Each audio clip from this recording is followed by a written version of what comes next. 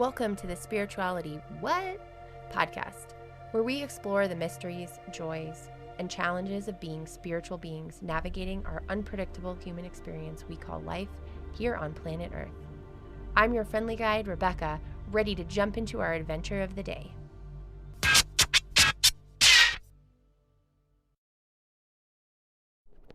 Hello, everybody, and welcome back to the Spirituality What? Podcast. If you celebrate Christmas, Merry Christmas. If you don't, Happy Holidays.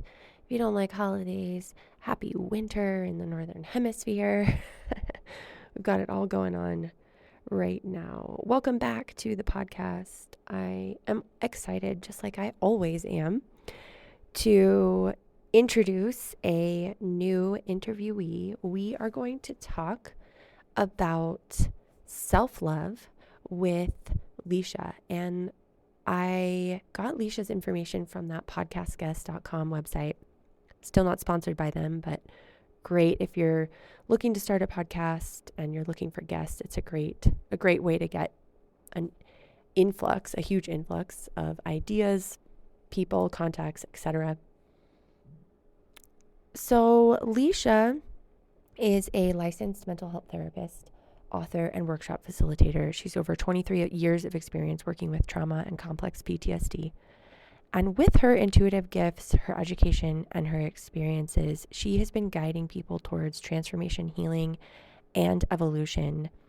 She's been integrating mental, emotional, physical, and spiritual aspects of self to help folks experience a more robust healing journey that not only infuses self-empowerment, but also self-love and divine guidance.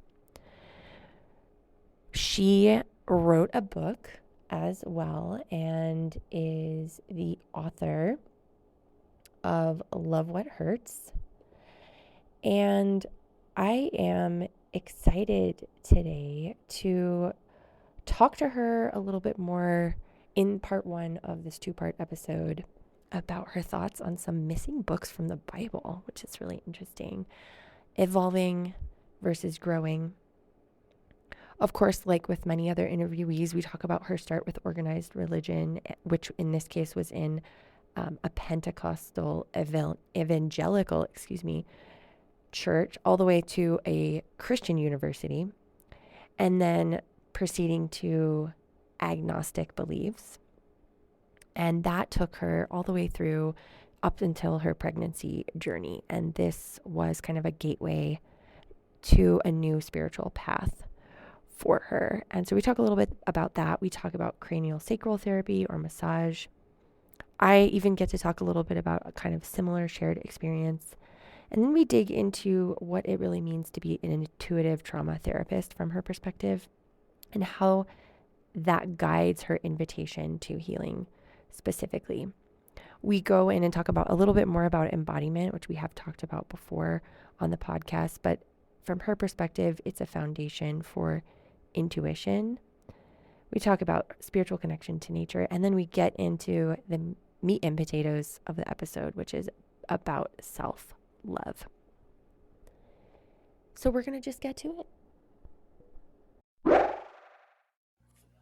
Hello, everybody, and welcome back to the Spirituality What? Podcast. I am Rebecca, and today I am here with Lisha. Lisha, would you like to introduce yourself? Yes, thank you, Rebecca. My name is Lisha Song, and I am an intuitive trauma therapist here in Tacoma, Washington. And I've been doing this work with folks for over 23 years. And it's my heart and soul, and it feels like it's been my life's purpose and Awesome. continues to be. Yeah. That's awesome. I'm so happy to hear that you're working in your life's purpose. You don't always find people that are doing that. So I'm so happy for you. Right. Awesome. So before we get into the topic today of self-love and spirituality, I'm going to ask you the same question that I ask all of the interviewees on this podcast. And that is, what does spirituality mean to you?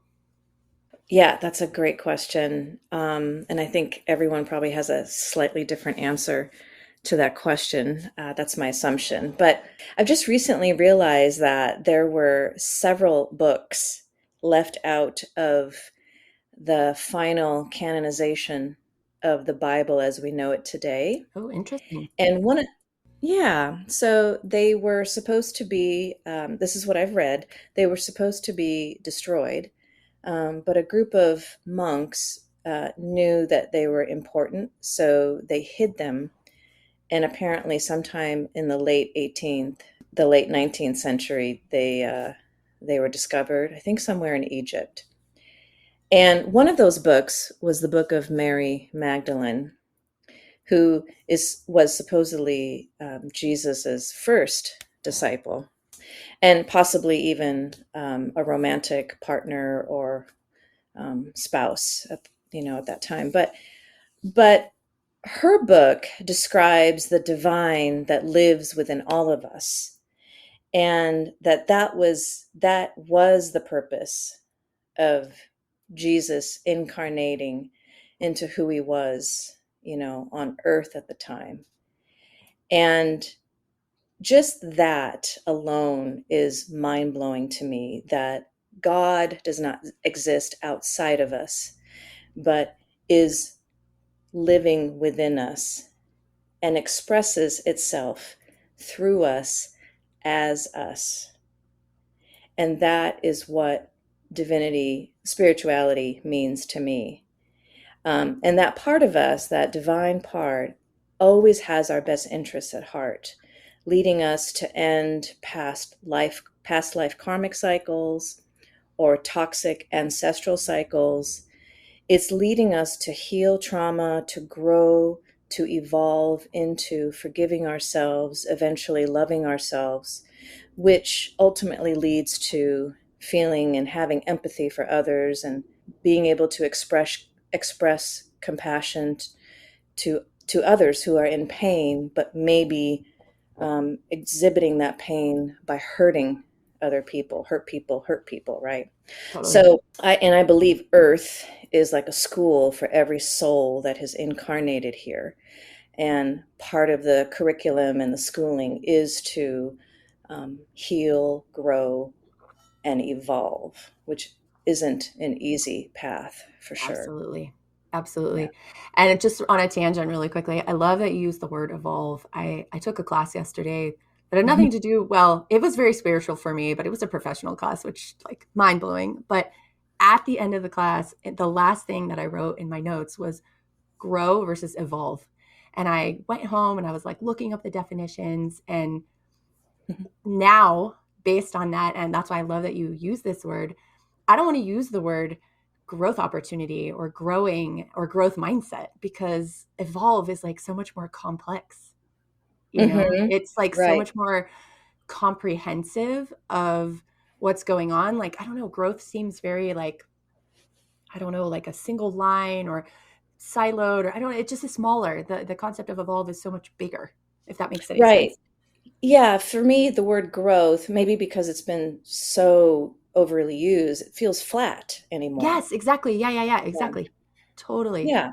That's so cool. I love that. I love Right. that. Yeah. Cool. Yeah. So, first question really of the day then is you seem like you have a pretty relatively knowledgeable connection with organized religion and you are very spiritual and I got that through your book as well. So, how did you get to where you are today spiritually? So it all started around age 12, that junior high, middle school time in my life. And my best friend at the time, and we lived in the same apartment complex, and we had, you know, four classes together. And yeah, she was my bestie. And we're still very, very close today. She's still one of my besties today. She invited me to her youth group with her, and I thought, sure, why not? It sounded like fun. There were some cute boys in the youth group, and it was very much a social scene for me and probably for her too. And the spiritual part kind of came a little bit later as I got more acquainted with the church. And the people there were actually quite accepting, inviting, and quite loving. And this was a Pentecostal evangelical type of church. And I know that evangelical churches get a bad rap these days, and a lot of those churches deserve that bad rap. But my introduction to this particular church was quite loving and inviting. However, then I went to college, and I went to a Christian based college in Seattle, Seattle Pacific University, lovely campus, wonderful school of religion. And I started taking classes about the Bible and how the Bible um, came to be, all the books and the authors of the Bible. And I realized, oh, there were, through all those classes and research, there have been a lot of editing. There's been a lot of editing and manipulations to the Bible, and scribes were paid to change wording and all that stuff. So then I ended up by the time I graduated college, I ended up kind of in this spiritually agnostic closet where I was like, well, now it just feels like I'm not sure if God exists or if Jesus was really the one and only begotten Son of God and the Messiah and da da da da da. I was in that agnostic closet, for probably a good 5 to 10 years, just staying curious, opening up to philosophy, the ideas around Buddhism, around reincarnation, not doing a heavy dive necessarily into other organized religions, but kind of staying curious and open, but mostly agnostic until I started the journey around age 31 of trying to get pregnant. Oh, interesting. Yeah, yeah. And I don't know if you want me to go into that Yeah, story. let's do it. Why not? We're already there. Right, right, right. It's a fun story.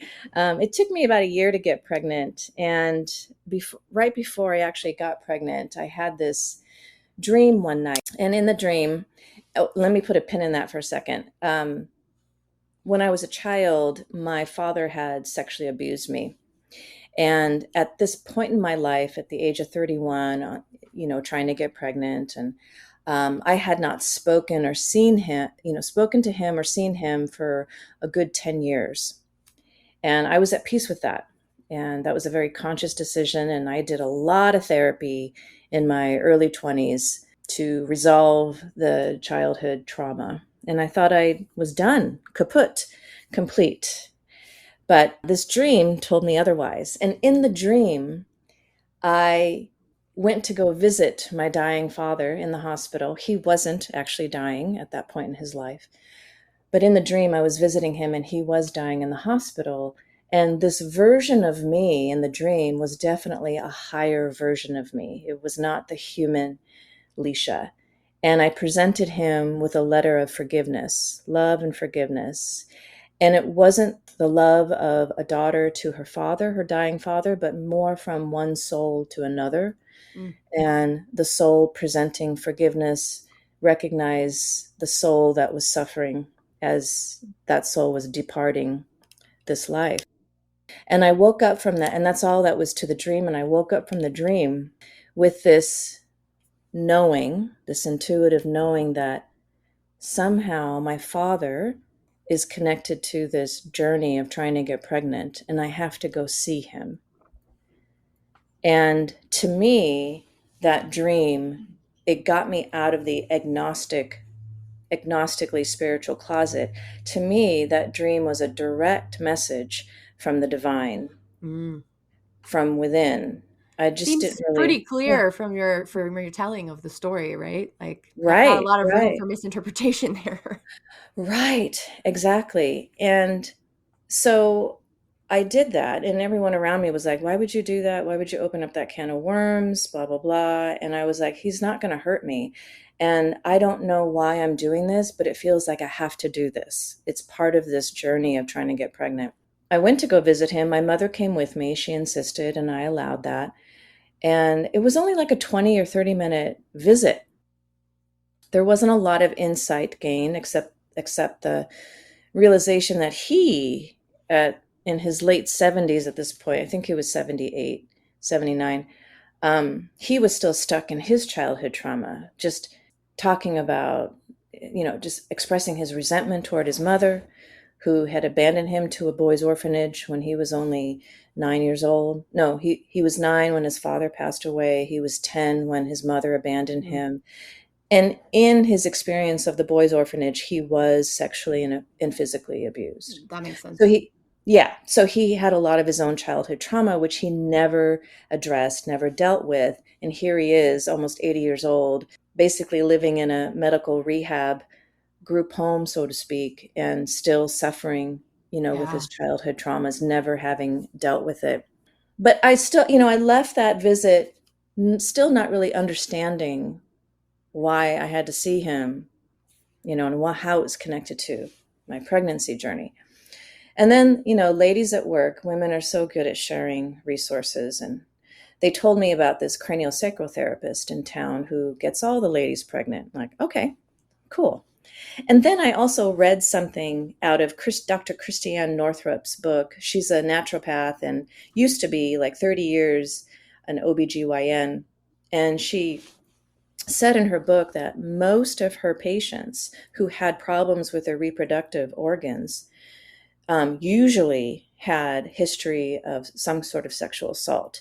And that was like mind blowing for me to read, because I had no idea at that time in my life that trauma could still be stored in our bodies.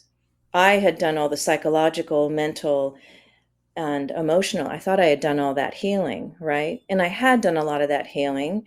And I was under the impression I was done healing, which is definitely a false belief. So reading that was like, holy cow, is my body still hanging on to some of that trauma energy? So there was that. And then the cranial sacral therapist. So I scheduled that appointment after seeing my father. And I didn't tell the therapist anything about my history, my abuse. I just told her, it's been a year. I've been trying to get pregnant this whole year and nothing's happening. And then if you've ever been to an energy healer, they tend to hover their hands over your body without touching it at first, just to sense what the energy's doing, where it's going. And Yep. she could sense that my left ovary was blocked. That's what she said. And so she's like, let's just unblock that. Like, no big deal, right? And so I was laying on her massage table, and I've been on many massage tables. This is the first and only time I've ever had a emotional cathartic experience where I'm just bawling tears and tears and tears. And finally, I actually hear my reproductive organs tell me, you can let go now, Lisha. We are safe. You are safe. You can let go. And I agreed to that. And 2 weeks later, I had a positive pregnancy test. And my son is about to turn 21. By the time this Wow. podcast is released, he'll be 21 years old. So to me, that was such a spiritual journey, from the dream to visiting my father, to reading Christiane Northrup's book, to talking about it with ladies at work, going to the craniosacral therapist. This is a very intentional path that the divine goddess within me wanted me to take, because I needed that other layer of healing. Yeah, absolutely. And I, for those that are listening, if you were tearing up, it's cool because I also was tearing up. That was definitely really Mm, emotional. And I think, Lisha, to your point, we just recorded an episode around emotions and emotion code and body code and the storage mm, of trauma energy in general in your body. And I have had an interesting experience, kind of very similar, not exactly the same as yours, but I was sexually assaulted. I was raped when I was in my 20s. mm, And I didn't know at the time. And I've done a bunch of meditation in the last couple of months around this. And it has come, I developed a polyp in that completely blocked one of my fallopian tubes and my ovaries. And so I had to have that removed. And I'm a relatively healthy person. And, polyps are kind mm, of weird. They're just growths. Like, But at the same time, I did this meditation a couple of weeks ago, and it came to me that like this polyp, I have not had this my whole life, and that it developed after I had this encounter as sort of a physical protection mechanism in my body. And so it was like you need this, like you need to protect yourself. And so I actually I'm confident, even though of course no doctor is going to tell me otherwise, but very confident that this polyp was developed in that way. And so I've since had it removed and done some other meditation as well. We're trying to get pregnant, but really Oh, similar kind of yeah. thing. So it's Yeah. very touching. It's very touching when, you know, we've had Hmm. these kind of similar experiences. So Hmm. Yeah, I that's appreciate beautiful. I Yeah. appreciate you sharing that. So with that, how did you get to be an intuitive trauma therapist, and what does that mean exactly? Right. Yeah. It's just, it's trauma therapy with all my education, my trainings, my skill sets, but I add in very intentionally my own intuitive process. I never, although I have like a general framework about maybe how each session is going to go with a client, I always leave it up to the divine, the divine within me, the divine within the client to direct those sessions. And most of the time, they go in a different direction than my human brain originally mapped out, right? Totally. and Totally. it could and it could just be simple things like I get a message and I hear it auditorily that, ask this question or talk about your Mm, experience with this. And I won't necessarily know why. And I've become comfortable enough to not have to second guess myself as much. And I just follow that intuitive message. Like ask them this question or ask them about, when they used to play volleyball or mm, when they used to, do photography. And that would just it wasn't necessarily dramatic. Intuition is very rarely dramatic, absolutely. but it it just they would say things like, "Oh, that's really weird that you bring that up because da da da da da." And then it increases their trust in not just me, but the whole healing process, right? Like Absolutely. if I'm tapping into my intuition, then they feel safe to tap into theirs. And I invite them to very intentionally. Mm. And even before my workday starts, I meditate. I just spend some time in quiet and I put forth the intention of following the lead of the divine with each client. Like, show me where I need to go with this client. Show me what I need to bring up, what I need to talk about today. Yeah. So, So and I had this question like your spirituality, your connection to the divine is very present and drives the way that you run your therapy sessions and the way that you treat your clients, it sounds like. So it's yes. really involved. And in your book, you talk a lot about intuition, and we've talked about intuition. Funny enough, we talked about it on the podcast about atheism, Hmm. which was really interesting as sort of your intuition, right, is your subconscious noticing something and telling you something.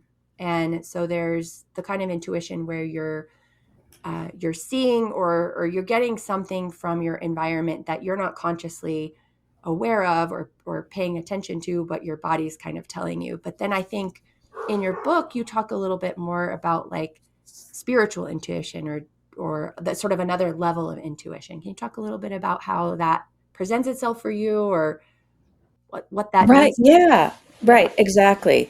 You definitely want to feel embodied with any sort of intuitive process. It's really crucial to involve the body because I think that's where the truth lies. Because we can get caught up in our brains and our minds and all the beliefs, all the opinions, all the judgments, all the second guessing happens in our minds.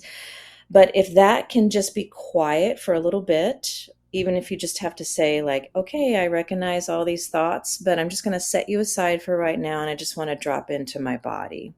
And in the book, I do like offer an actual physical exercise where you can stand up no shoes on, feet are flat on the floor, and you start asking yourself yes and no questions to just feel what yes feels like in your body Mm-hmm. or what no feels like in your body. Yep. So you definitely want to get the body involved. Another way that I get in touch with the spiritual intuition is by going out into nature. There's a word for this. I didn't know that, but I learned recently. I think it's called scrying, Okay. where, yeah, I think it's an old Celtic word, but where you actually allowing yourself to communicate, whether it's silently, it's probably going to be silently, but with nature, with the trees, Mm. with the river, right? Getting Nice. messages. So for example, I recently visited one of my favorite rivers. I've received a lot of spiritual messages from this river. Um, and I just wanted to collect just a little tiny bottle of, her water. And I was there just expressing my gratitude for how the river and the messages have really helped me to further heal. And she told me, and I kind of thought that was going to be like the last time I visit the river. And, and then she told me, like, this won't be your last time. You'll come back and visit with me. And I agreed to that. Like, okay, that's great, Oh, And cool. so I think nature is a very beautiful way of connecting with intuition, spiritual intuition like that. I love and I totally have fun with pulling tarot and oracle Mm. cards, and I'm not in a traditional tarot reader's way. Instead of reading the little guidebooks that come with the deck, Yeah. I just look at the artwork on the cards, and I allow the art to speak to me. Because I usually pose a question like, what's my message for today? Or what do I need to know about this meeting that's coming up? Or what do I need to know about this client I'm about Nice. to Yeah. meet with? Yeah. So, and the cards, the artwork, art really ignites that subconscious part of us, right? But I believe the subconscious or the unconscious is our spirit. It is the divine. It's one and the same. Yep. Okay. Yeah, that's how I see Nice. it. Yeah. So Yeah. so the Nice. cards act like a witness to whatever I'm going through in life, to the questions that I have, or the stressors that I'm experiencing. Yeah. The cards are like this loving witness. Yeah. Totally. So you've mentioned a little bit already, and I think we'll kind of switch into the book and self love. So the book is called Love What Hurts, and it's got beautiful cover art. By the way, if I was judging a book by the cover, I would judge this one in a positive way. It's got lots of colors, and it's really pretty. It's really pretty to look Thank at. you. But yeah, but so what is self love? How do you define self love? Great question. And I have a really short definition of it. Self love. So let's just put away Valentine's Day and romantic love. Those are the feelings of love, right? But actual self love is accepting all of who you are, flaws and imperfections included. The wounded parts of us, the parts of us that we're embarrassed by or ashamed of. If we accept all these parts of us, that is unconditional love. So that includes what is the word that I'm looking for? That includes something to do with grace, right? Self-love and grace go hand in hand. That's what I'm Yeah, yes, absolutely. Grace, yes. Being tender with those parts of us that feel more vulnerable and wounded. Mhm. All right, everybody, that is a wrap for today. We are going to wrap up with part 2 of Lisha's episode next week, which will technically be in the new year, which is pretty exciting. So, the first episode of the new year. I just spent a bunch of time updating things for the merch. If you're interested in any merch, go check it out. The website's all updated. And with that, I hope everybody has a wonderful end of 2024. See you next week. Thank you for joining me on today's Spirituality What? Adventure. Subscribe, rate, review, and share this podcast. Visit us on Instagram at spirituality.what to interact, tell us what spirituality means to you, and even provide some of your own personal musings. Human on, you phenomenal spiritual beings.